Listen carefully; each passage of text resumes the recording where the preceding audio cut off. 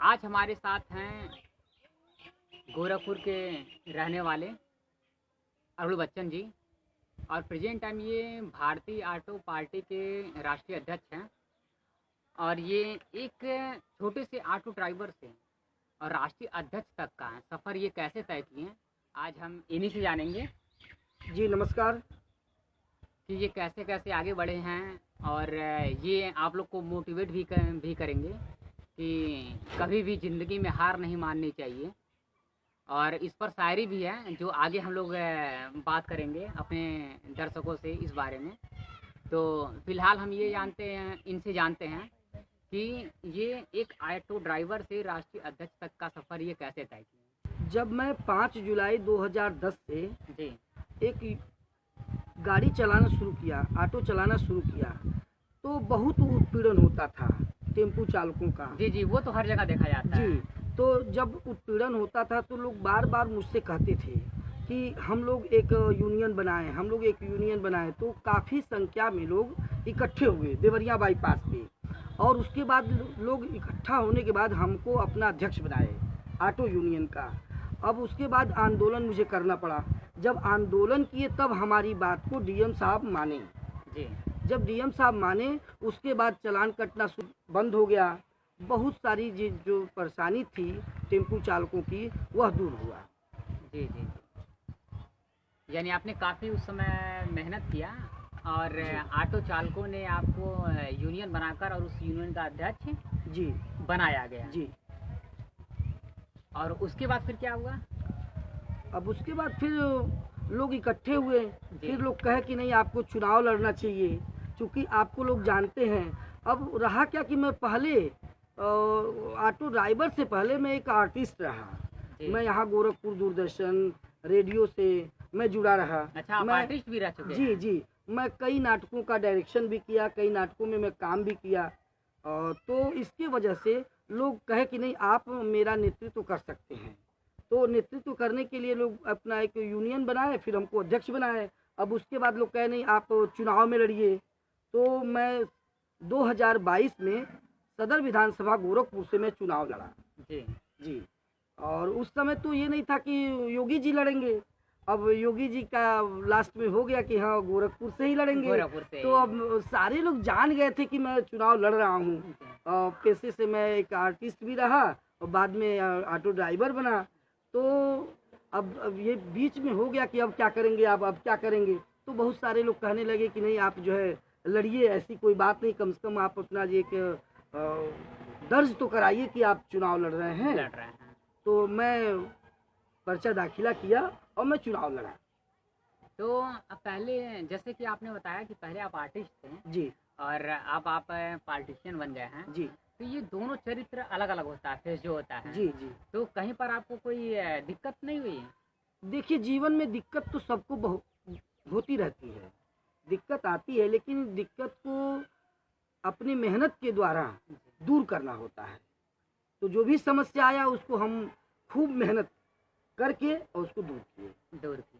जी तो आपका जो फैमिली बैकग्राउंड था, तो जहाँ तक मैं जानता हूँ कि बहुत ही गरीब परिवार से आप हैं। जी तो इतने गरीब परिवार से होने के बावजूद आप जो लंबा सफ़र ये तय किए हैं, जी। तो उसमें कोई परेशानी, दिक्कत या फिर आपको फंडिंग कहाँ से प्राप्त हुई, आर्थिक स्थिति कैसे आपकी सही हुई। अब देखिए, फंडिंग की बात जो हुई है, जी अगर फंडिंग होती तो मुझे ऑटो नहीं चलाना पड़ता। जी और चूंकि मैं पेशे से कलाकार रहा, एक साहित्य से मैं जुड़ा रहा, रंगमंच से मैं जुड़ा रहा, और गोरखपुर से लेकर के मुंबई तक, मुंबई में भी हम 3 नाटकों का मंचन किए। जी और खूब हम मंचन करते रहे और सारे कलाकारों को लेकर के काम करते रहे। समाज में यातायात जागरूकता अभियान चलाए, पर्यावरण जागरूकता अभियान चलाए, दहेज जागरूकता अभियान चलाए। तो इस तरह से बहुत सारा हम जो है नुक्कड़ नाटक के माध्यम से, स्टेज के माध्यम से हम किए। और ऐसा कुछ अभी फंडिंग मुझे कहीं से हुआ नहीं। और जो भी मैं किया हूँ अपने इस ऑटो के बल पे किया हूँ। और ऑटो चला करके अपने परिवार का भरण पोषण भी मैं करता हूँ, और समाज के लिए भी कुछ न कुछ मैं करते रहता हूँ। तो देखिए, जैसा कि उन्होंने बताया कि एक ऑटो चलाकर ये आर्टिस्ट भी बने, समाज सेवी भी बने और प्रेजेंट टाइम पॉलिटिशियन भी। तो उन पॉलिटिशियनों के लिए, उन राजनीतिक लोगों के लिए एक ये आइडल हैं कि जो लोग भ्रष्टाचार करते हैं और उससे अपनी पार्टियों को चलाते हैं। और इनसे कुछ सीख लेना चाहिए उन राजनेताओं को कि जो लोग भ्रष्टाचार करते हैं और जनता की पैसे से अपना सारा सपने पूरे करते हैं, लेकिन इन्होंने एक ऑटो चलाकर अपने सारे सपने पूरे किए हैं और कुछ बाकी भी हैं। जैसा कि इन्होंने बताया कि अभी तो ये नेता बने हैं, उसका फिर एमएलए, सांसद। जी जी, मैं अभी चुनाव तो अपने लड़ूंगा, बाकी लोगों को मैं चुनाव लड़ाऊंगा, सारे विधानसभा में लड़ाऊंगा और सांसदी का मैं चुनाव लड़ाऊंगा अपने टेम्पू चालक भाइयों को। और जो भी गरीब कैंडिडेट मिलेंगे मुझे, चाहे वो किसी धर्म के हों, किसी जाति के हों, मैं उनको चुनाव लड़ाऊंगा।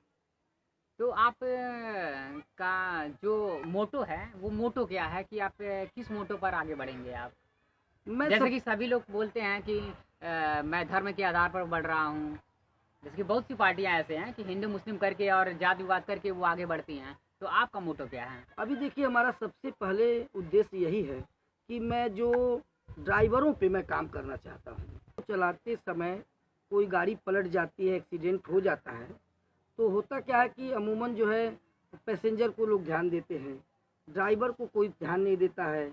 और ड्राइवर की कैजुअलिटी हो जाती है तो परिवार तो सर्वाइव नहीं कर पाता है, क्योंकि बच्चे पढ़ नहीं पाएंगे, परिवार चल नहीं पाएगा। तो कम से कम हमारी सरकार से मांग है कि 25 लाख रुपया उसको एक मुश्त दिया जाए, जिससे उसके परिवार का भरण पोषण हो। जी, ये तो आपकी बहुत अच्छी सोच है, क्योंकि ड्राइवर वही बनता है कि जो गरीब रहता है। तो गरीब ही अगर फैमिली से कट गया, इन केस उसकी डेथ हो गई, तो परिवार कैसे सर्वाइव करेगी? तो पहला मांग जो है वो आपका बिल्कुल 100% सही है। और दूसरी मांग हमारी है, गोरखपुर शहर में ये नगर बस सेवा चल रही है, नगर बस सेवा चल रही है, तो इसका एक कहीं स्टॉपेज होना चाहिए। हर जगह गाड़ी रुक जाती है, हर जगह बस रुकती है। अब बताइए, 2-2 कदम पे अगर बस रुकती है तो ऑटो चालकों को, ई रिक्शा चालकों को तो कोई सवारी उस पर बैठती नहीं है। जी, तो इनका जो है आमदनी नहीं हो पा रही है। तो आमदनी न होने की वजह से उनका परिवार नहीं चल पा रहा है, परेशानी की सामना करना पड़ रहा है। इस वजह से हम चाहते हैं कि बस को एक स्टॉपेज उसका होना चाहिए, स्टॉपेज पे ही रुके, जिससे जी, कि हमारे चालकों को भी सवारी मिले। जी।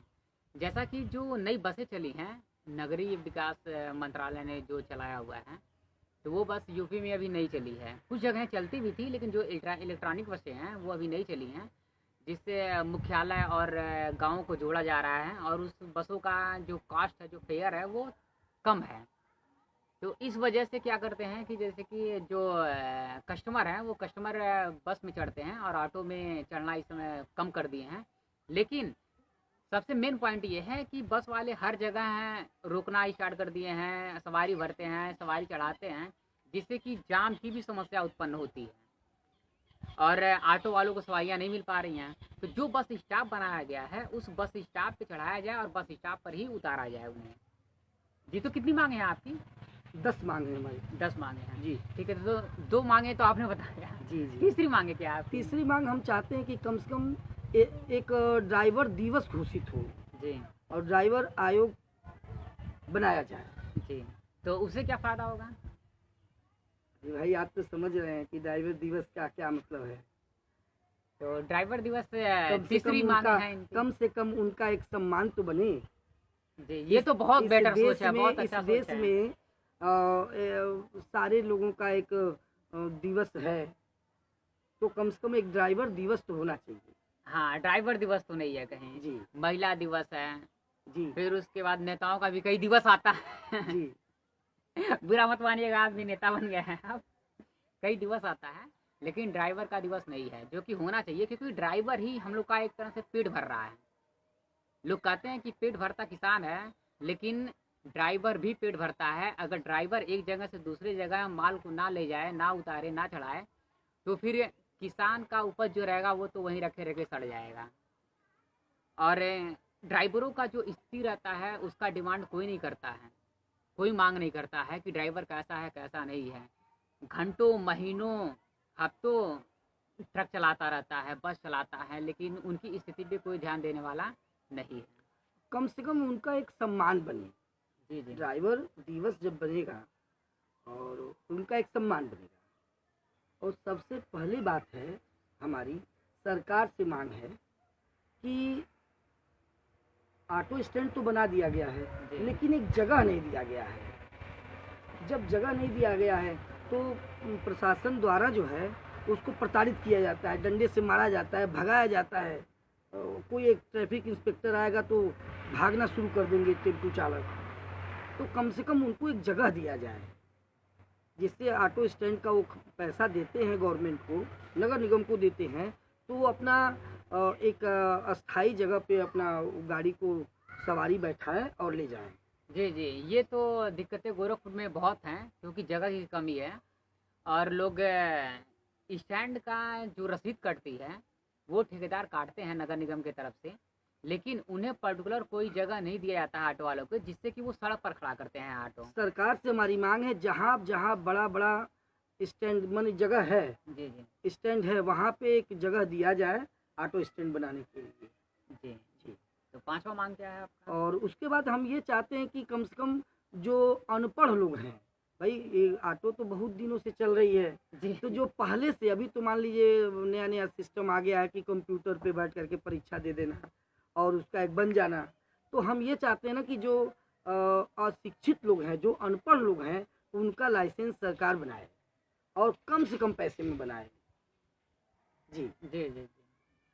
तो यहाँ पर इन्होंने 10 मांगे भी इनकी पार्टी का यहाँ लिखा गया है, जी। भारतीय ऑटो पार्टी, और ये 10 मांगे हैं जो कि इनकी मांगे हैं और इनकी पार्टी की मांगे जी। हैं ड्राइवरों के लिए। जी। तो 5 मांगे आपकी हो गई। छठा मांग क्या है आपका? हर बड़े चौराहे पर ऑटो स्टैंड बनाया जाए। जी। तो ये तो आपने बता दिया है जी। जी। ऑटो जी। स्टैंड का। जी। और ऑटो स्टैंड का किराया देने के बाद भी ऑटो खड़ा करने की जगह नहीं मिलता है, जी। जिस कारण प्रशासन द्वारा प्रताड़ित किया जाता जी। है ड्राइवरों जी। को। जी। तो 7वां आपका है कि स्टैंड का किराया माफ़ किया जाए। तो ये स्टैंड का किराया माफ़ किया जाए, इसका मतलब क्या है? ये जगह जगह पर स्टैंड बनाया गया है, जी। Auto stand. तो नगर निगम की तरफ से एक रसीद उसको जारी किया अच्छा, गया जो है। चौराहे-चौराहे पर जी। ठेकेदार काटते हैं। जी। जी, जो बात हम लोगों ने किया जी। अभी। जी। तो कम से कम अच्छा, इसको तो हटा दिया जाए। इसको हटा अब गरीब चालक है, जी। वो अभी तो पैसा कमा ही नहीं पा रहा है, तो वो एक 20 रुपए का अलग वो रसीद हो जा रही है। कम से कम उसको बंद करवा दिया जाए। बड़ी बड़ी गाड़ियां हैं और ट्रक ड्राइवर हैं, जी। अब वो काम तो करते हैं 24 घंटा। अगर पूरा उनको सोने को मिलता, आराम मिलता, तो हर जगह थोड़ी थोड़ी गलती पे एक्सीडेंट नहीं हो जाता। नहीं हो जाता। तो इसलिए मनमानी उनसे काम लिया जाता है, तो कम से कम इस पे रोक होना चाहिए। तो जैसा कि आपने देखा और सुना अरुण बच्चन जी को, कि किस तरह ये एक ऑटो ड्राइवर जो पार्टी इन्होंने बनाया हुआ है, भारतीय ऑटो पार्टी, ये सफ़र इन्होंने तय किया और काफ़ी अधिक इन्होंने मेहनत किया, एक छोटे लेवल से बड़े लेवल तक, और इतनी कम समय में। तो हम आप लोगों से आज अब विदा लेते हैं, फिर मिलेंगे कहीं और सिनेमानामा न्यूज़ के साथ।